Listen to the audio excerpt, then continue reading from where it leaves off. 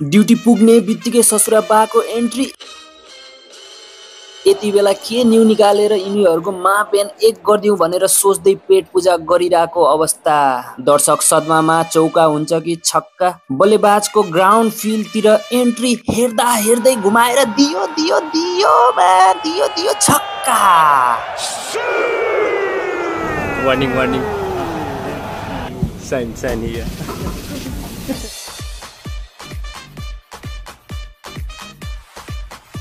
सवादिकाप, नमस्ते, मिङ्गलापा, यो तीनटा भाषामा तपाईहरुलाई स्वागत गर्दैछु मैले।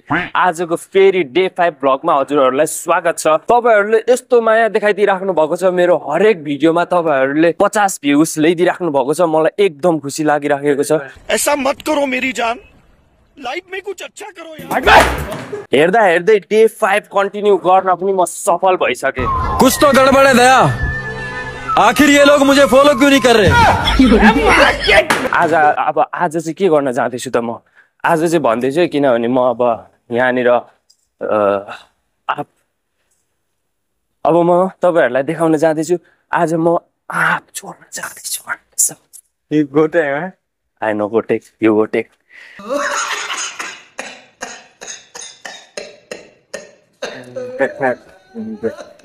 ओहो, आजको हामीहरूको प्लानिङ क्यान्सल, किनभने त्यहाँ मान्छेहरू छन्, आँप त्यहाँ पर छ।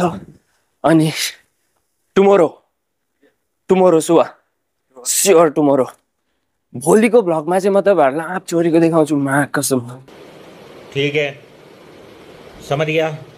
यस्तो दामी छ नि, अमिलो अमिलो, त्यसमा नुन खोर्सानी छर्केर खान यस्तो दामी हुन्छ नि, मा कसम। अनि मैले यस्तो यहाँनिर लाइन हान्दिएको छु, हेरेर कस्तो देखिरहेको छ मलाई। सबै केटीलाई मन पर्ने भनेको बोकै केटा हो। आज मसित छ मेरो, अस्ति मैले यसलाई थाइल्यान्डको साथी भनेको थिएँ, यो चाहिँ म्यानमारको साथी हो। कस्तो हेन्सम छ। आज यो म्यानमारको साथी भए पनि यसको नाम चाहिँ थाइल्यान्ड योर नेम राइट।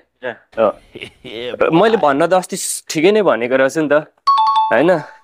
ल त्यही त हेर्नु न कस्तो, ओफो फेरि मुड फ्रेस, हेर्नु न बाटै हुँदै। अन्धकारमा पनि जुनले राम्रो बाटो देखाउँछ, डालेको पातले फेरि हरियो सपना। यो त जहिलेको हो, यो देख्ने बित्तिकै मलाई ब्लग गर्नुको त्यो मोटिभेसन नै यिनीहरू नै हो क्या मेरो, खासमा भन्नु पर्दा। This is a motivational Nepali song with melodic and acoustic feel. Use a smooth guitar paired with soft percussion to support the vocal lines. The overall tone should inspire hope and resilience. Keep the arrangement minimal so the powerful lyrics remain the focus.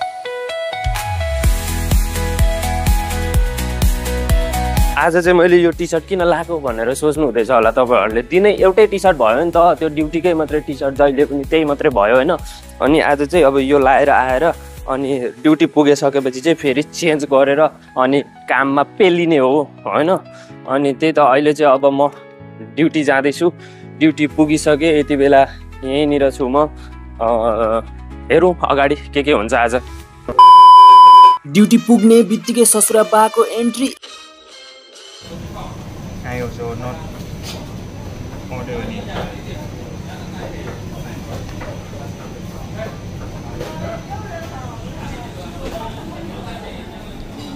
सोल्टी, तिम्रो त हिजो छुट्टी थियो होइन, तिमीलाई पनि warning हान्दिरहेछ त।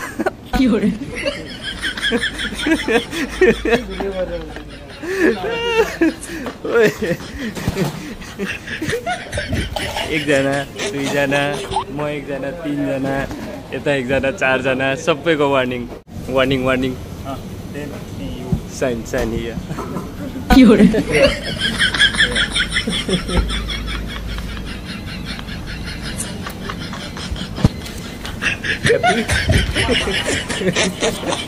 Okay already या पुरै सेतो पारिदिएको नि त। यहाँ चाहिँ अहिले पानी आएर त्यो मैला देखिरहेको छ।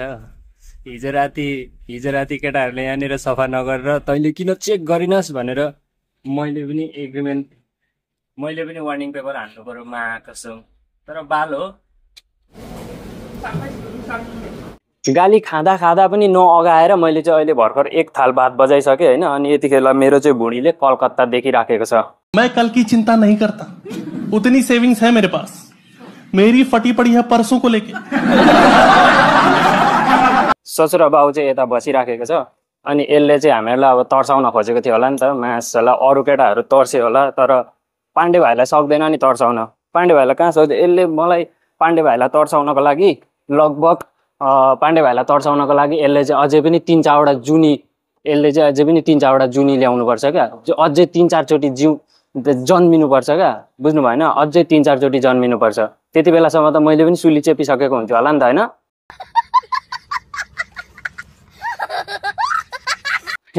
अनि पाण्डे भाइलाई तर्साउन सक्दैन नि, ल त्यही हो। अनि अब फिलहाल यति बेला चाहिँ मेरो ब्रेक टाइम हो। अनि म तपाईँहरूलाई यिनीहरूको नाम चाहिँ खतरा छ क्या, मेन मार्केटीहरूको। ब्रेक टाइमबाट आएपछि यिनीहरूको नाम भन्छु म तपाईँहरूलाई है। अनि फेरि एउटा केटीको नाम चाहिँ यहाँनिर माले छ क्या, होइन?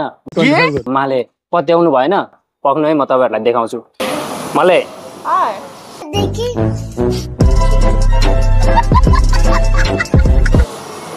Who give you name, Male? I don't know. You tell me before I forget already. I forget already. Yeah. You name Masu, right? भात मात्रै खाने मासु खोइ मासु यहाँ मासु आइपुगेन भैया मासु आयो मासु Yeah, everyone call your name what? No, everyone call what? I listen before. Everyone call what? Yeah. Masu, right? Yeah, Masu. I call Masu Didi.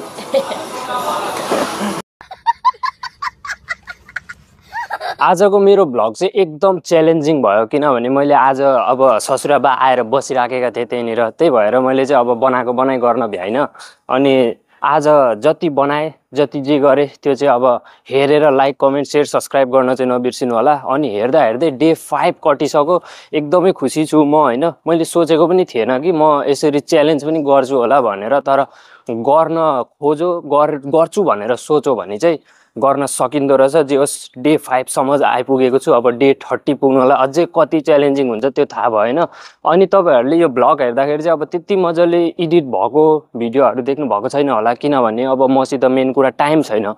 Main कुरा चाहिँ यति बेला मसित टाइम छैन। मेरो 12 घन्टा 13 घन्टा लगभग 13 घन्टा ड्युटी हुन्छ। अनि आएर फेरि अब त्यही ड्युटीमै भ्लग पनि बनायो, त्यस पछाडि आएर फेरि एडिट गर्यो, उता थम्बनेल पनि बनायो, अनि एकछिन अब फोनतिर पनि यताउता कुरा गर्नुपर्छ। अनि यो अहिलेको टाइम म्यानेज गर्न चाहिँ एकदम गाह्रो भएको छ, तर केही छैन। अब 30 डेको च्यालेन्ज लिएको छु। कोसिस चाहिँ म कम्प्लिट गर्ने नै सोचेको छु। अब कम्प्लिट गर्न सक्छु पनि होला। यतिसम्म हेरेर तपाईँहरूले साथ दिइराख्नु भएको छ, एकदम धेरै धन्यवाद। अनि च्यानल सब्सक्राइब गर्न चाहिँ नबिर्सिनु होला। By by.